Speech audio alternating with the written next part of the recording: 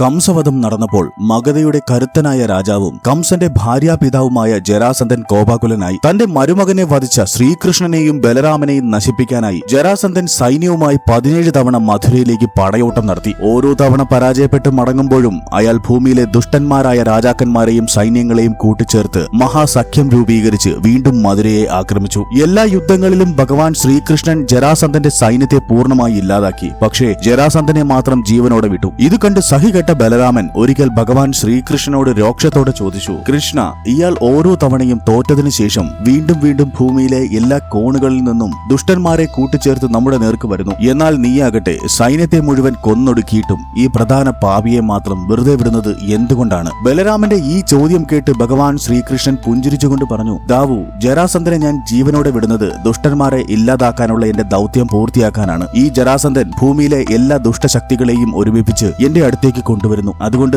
എനിക്ക് ഒരിടത്ത് നിന്നുകൊണ്ട് എല്ലാവരെയും എളുപ്പത്തിൽ ഇല്ലാതാക്കാൻ സാധിക്കുന്നു. അല്ലെങ്കിൽ ഈ ദുഷ്ടന്മാരെ ഓരോരുത്തരെയായി തേടിപ്പിടിച്ച് വധിക്കാൻ എനിക്ക് ലോകം മുഴുവൻ ചുറ്റി സഞ്ചരിക്കേണ്ടി വരുമായിരുന്നു. സത്യത്തിൽ ഈ ജരാസന്ധൻ എന്റെ ഈ വലിയ ജോലി എളുപ്പമാക്കി തരുകയാണ്. കഥ ഇഷ്ടമായാൽ ലൈക്ക് ആൻഡ് സബ്സ്ക്രൈബ് ചെയ്ത് കമന്റ് ബോക്സിൽ ജയ് ശ്രീ രാധാകൃഷ്ണ എന്ന് ടൈപ്പ് ചെയ്യൂ. ജയ് ശ്രീ രാധാകൃഷ്ണ.